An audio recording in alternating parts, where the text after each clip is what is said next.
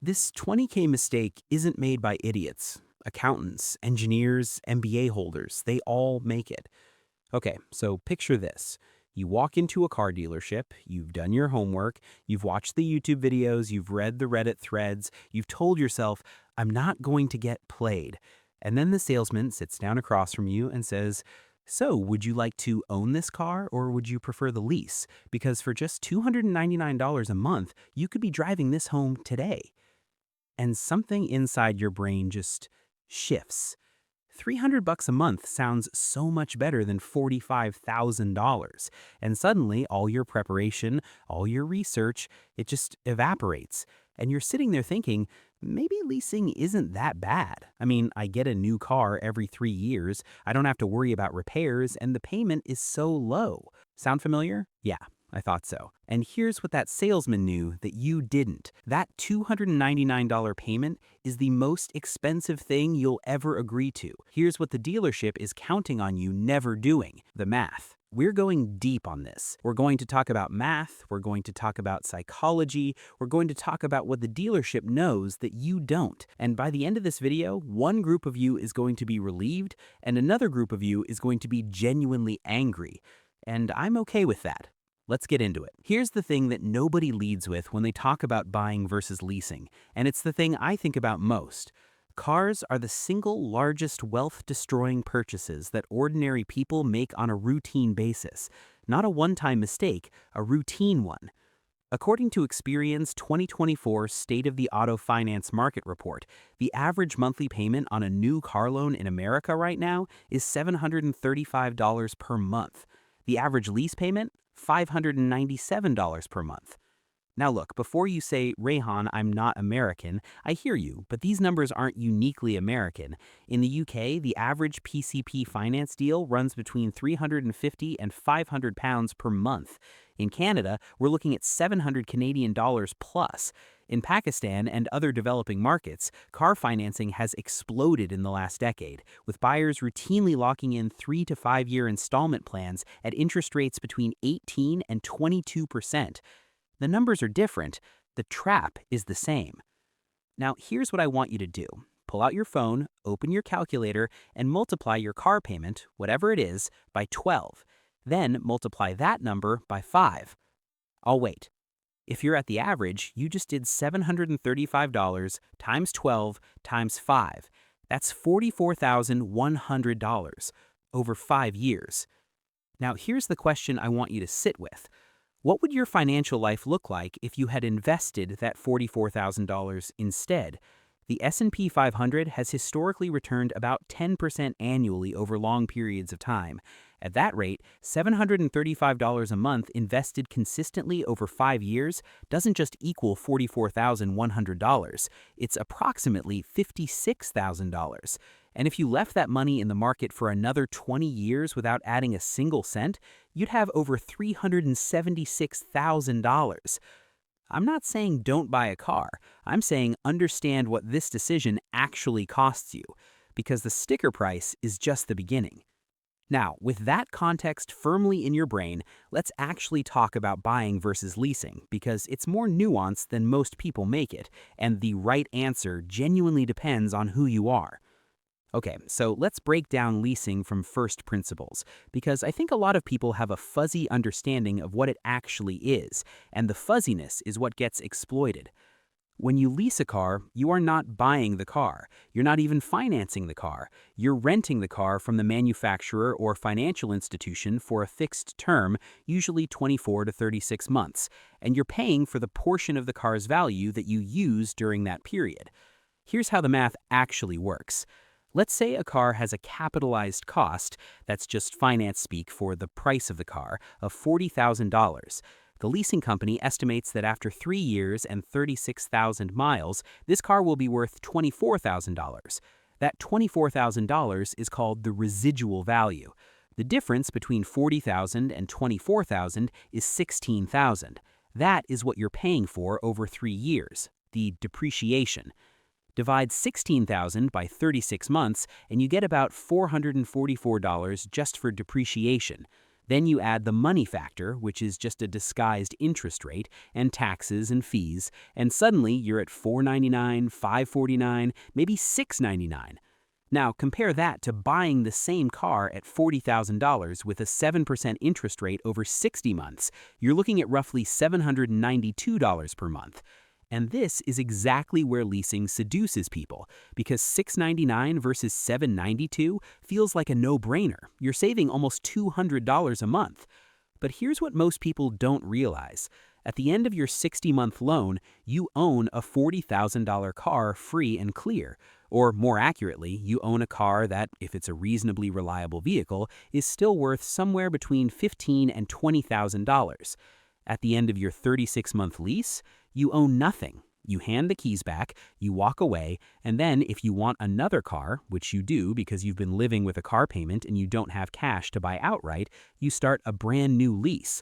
Another 36 months, another set of fees, another chunk of your wealth just gone.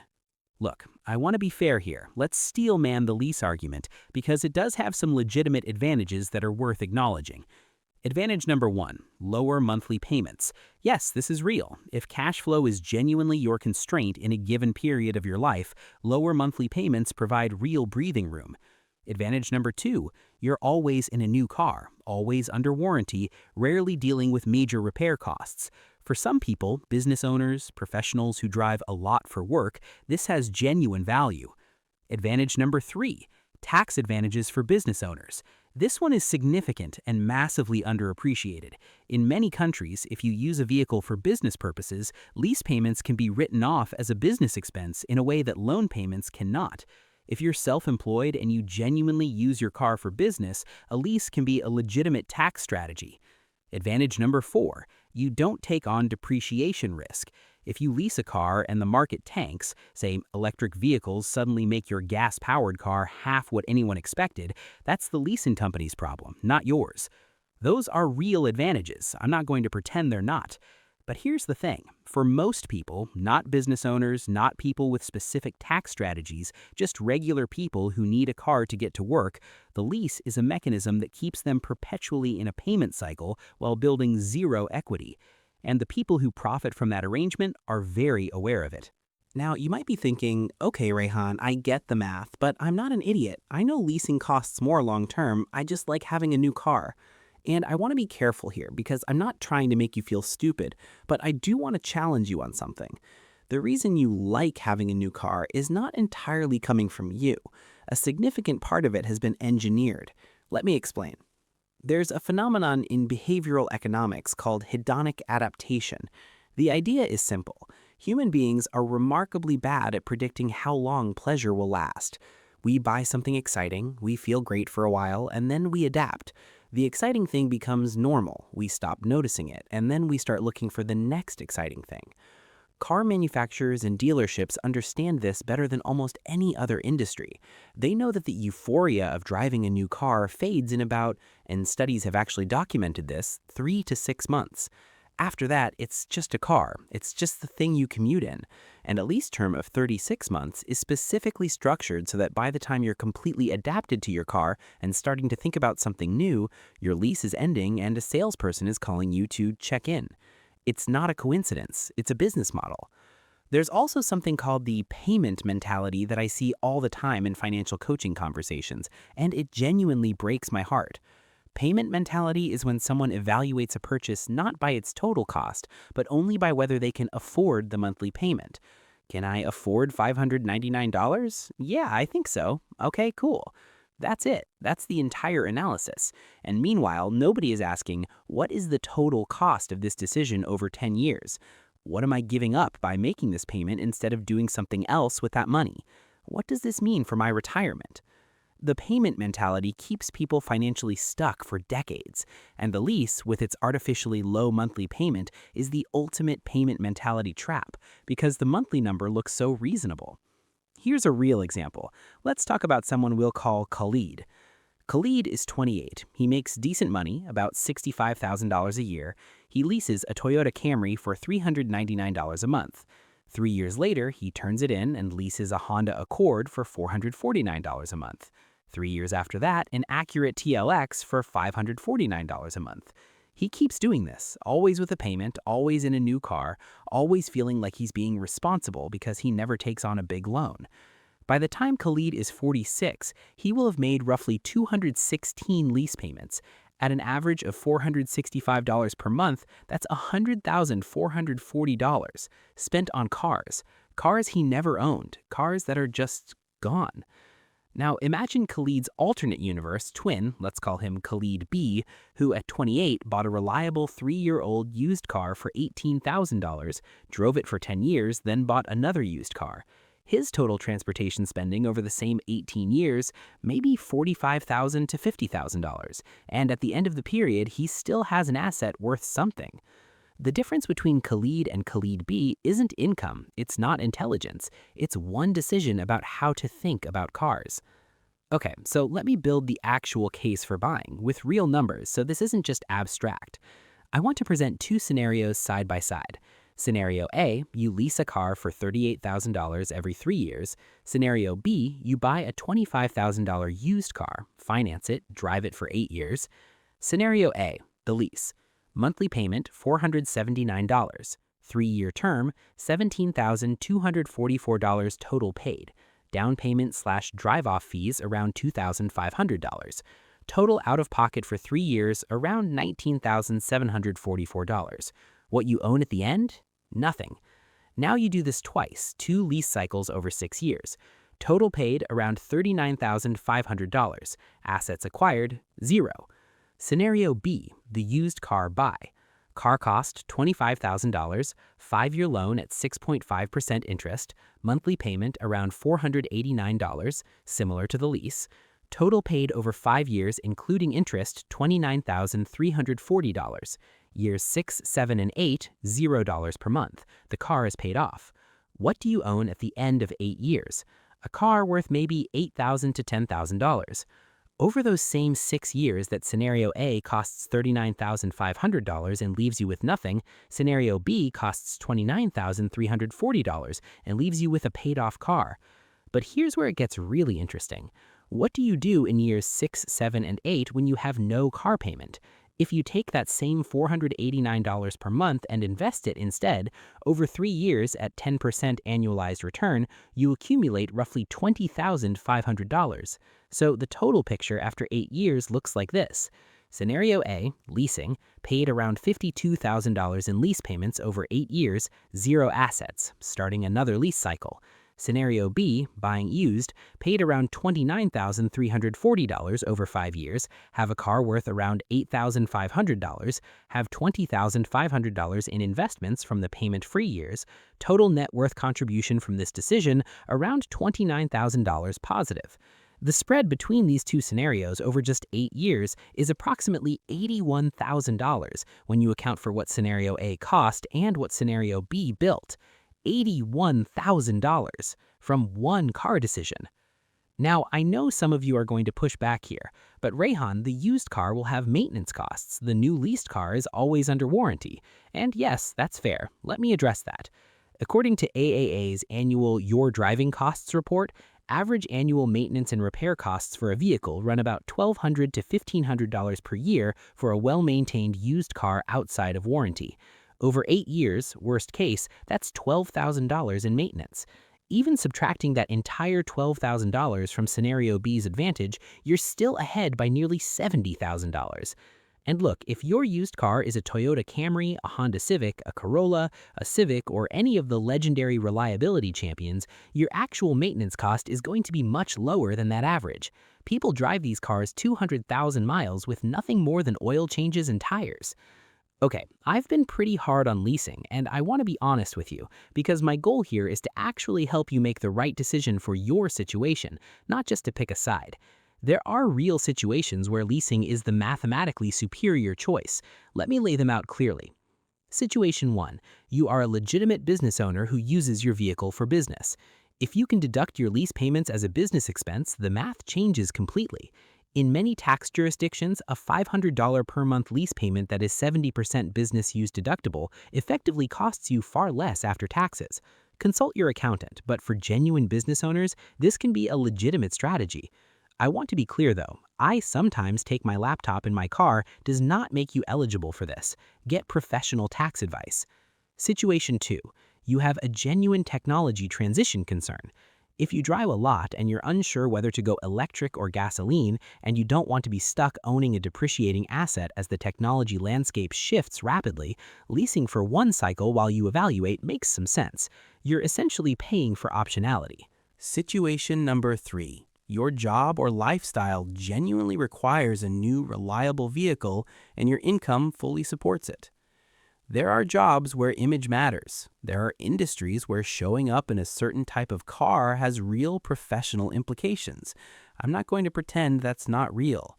If you're in luxury real estate, certain finance roles, or client-facing positions where perception drives income, and your income comfortably absorbs the cost without sacrificing savings, then leasing a presentable vehicle is a legitimate business decision. Situation number 4. You genuinely use the lease as a budgeting tool and never carry other debt. Some financially disciplined people use leases specifically because they don't want to worry about a large repair bill. They budget precisely. They have no consumer debt. They're maxing out their retirement accounts. For these people, and they exist, a lease is just a lifestyle choice they can genuinely afford. But I want to be brutally honest about what I actually see in real life.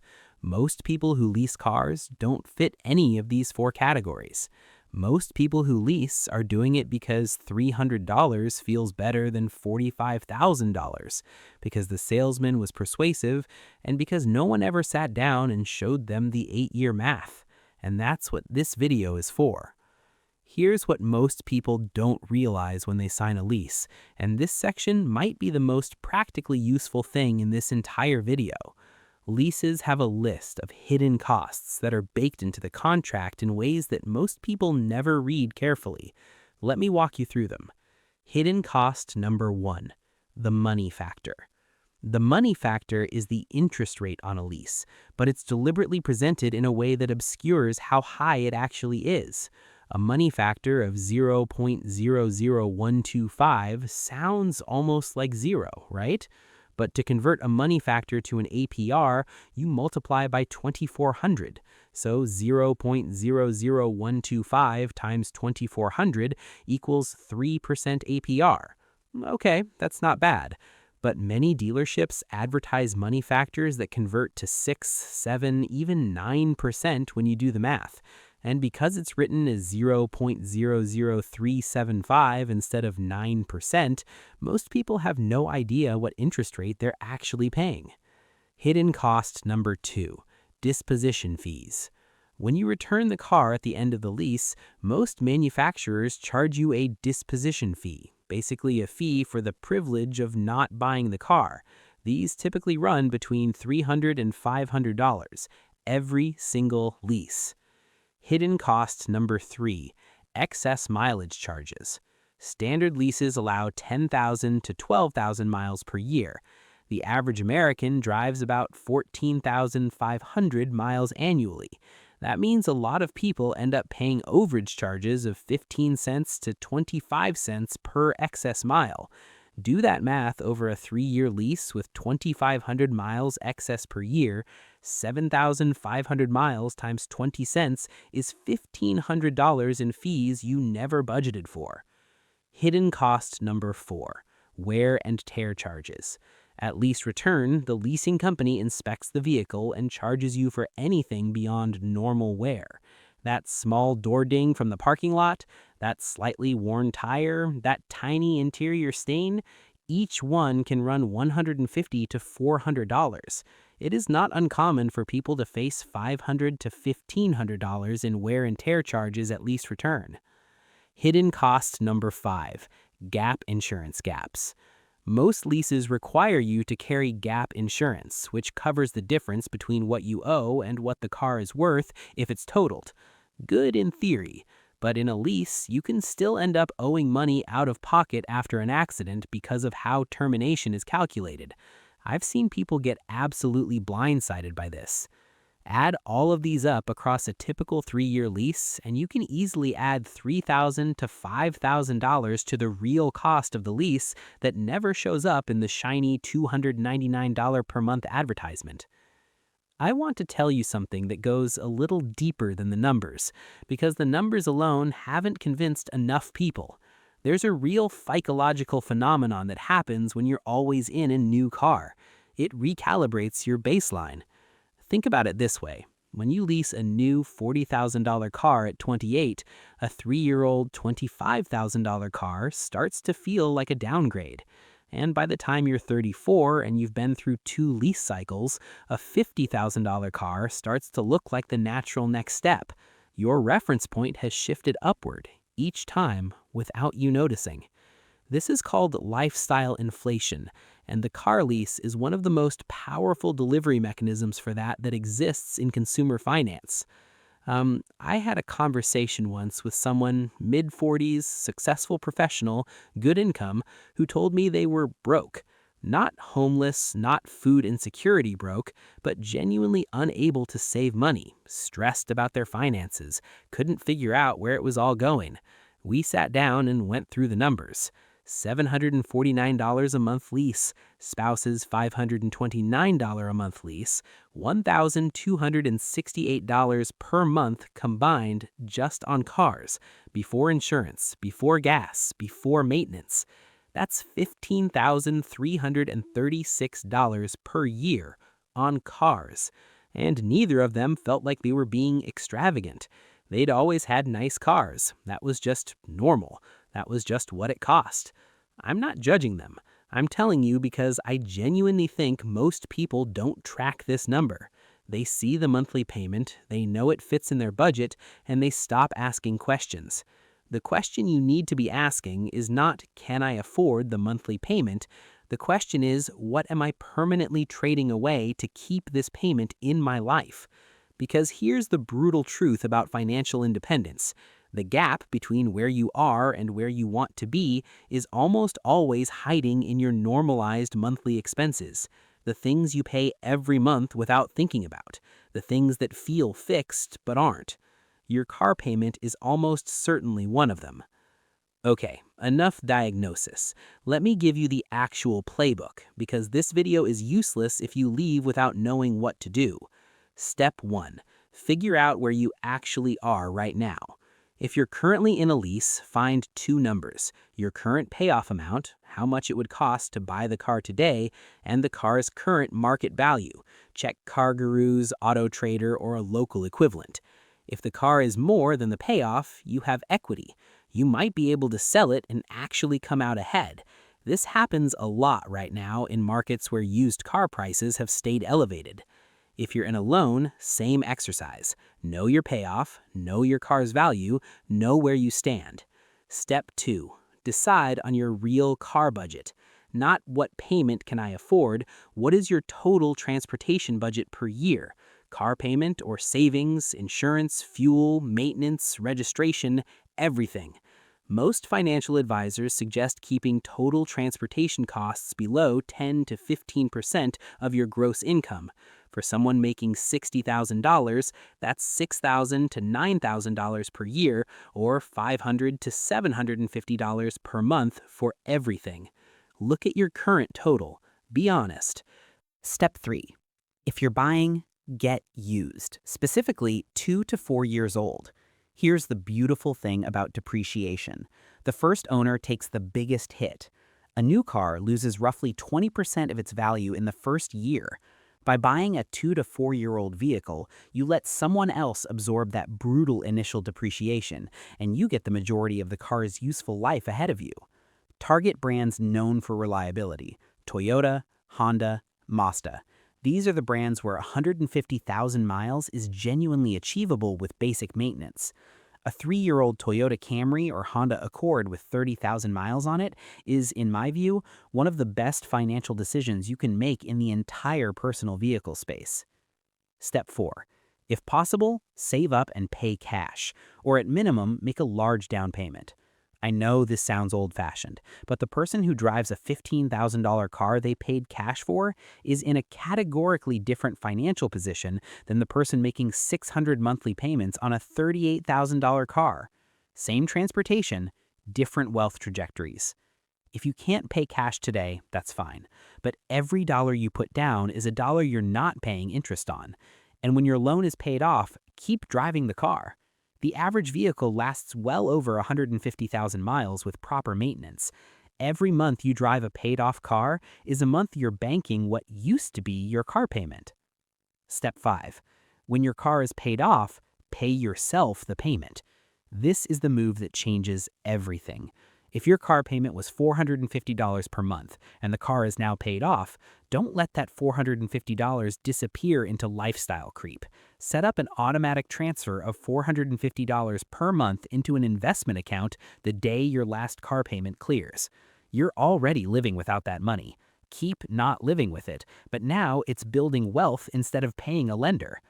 Over 10 years, $450 per month invested at a 9% annualized return becomes approximately $87,000. Your paid-off Corolla just funded a substantial chunk of your retirement. Step 6. If you're a business owner, actually run the tax math. Don't just assume a lease is better because someone told you it is. Sit down with your accountant and model both scenarios, lease with business deduction versus buying with depreciation deduction.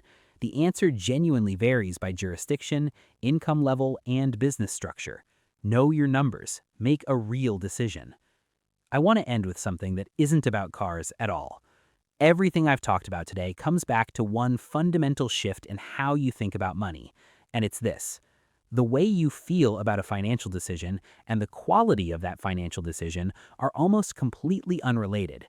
Leasing feels better. New car smell, no repair worries, low payment. You feel like you're being smart and responsible. You feel like you're making a sophisticated choice. Driving a 6-year-old paid-off Civic doesn't feel like much. It's boring. It's not something you post about. Nobody's impressed at the valet. But the Civic owner who invests their would-be payment, they're building something real, something that compounds, something that one day gives them options the leased BMW driver doesn't have. The option to work less, retire earlier, take risks on a business, help their family, live the life they actually want. The gap between those two people isn't talent, it isn't luck, it's one decision repeated consistently over time. Look, I'm not trying to tell you that you can never have a nice car. I'm not trying to make you feel guilty about wanting things. I genuinely believe you should spend money on things that bring you lasting joy. But I want you to be honest with yourself about whether your car is bringing you that lasting joy, or whether it's just an expensive habit that your brain adapted to 3 months after you signed the lease. Because if it's the latter, you have a real opportunity here. The money's there, it's just currently going to someone else. All right, let me bring this home. Buying versus leasing is really not a debate about cars. It's a debate about who you want to be financially and what you're willing to trade for the feeling of a new vehicle every 3 years. For most people, not all people, but most people, leasing is a mechanism that feels smart, costs more than you realize, and keeps you permanently in a payment cycle with nothing to show for it. Buying a reliable used car, paying it off, and investing what would have been your payment is one of the most straightforward, least glamorous, and most powerful wealth-building moves available to an ordinary person. If this video changed how you're thinking about your car situation, please hit that like button. It genuinely helps this channel grow and get in front of more people who need to hear this. Subscribe if you're new, because we talk about this kind of stuff all the time here. And if you're sitting there right now staring at your lease agreement or your loan statement, and you're feeling that uncomfortable feeling of, oh no, I think I made a mistake, don't spiral. One decision doesn't define your financial future. What you do next does. So go run your numbers, know where you stand, and make the next decision the right one. I'll see you in the next one.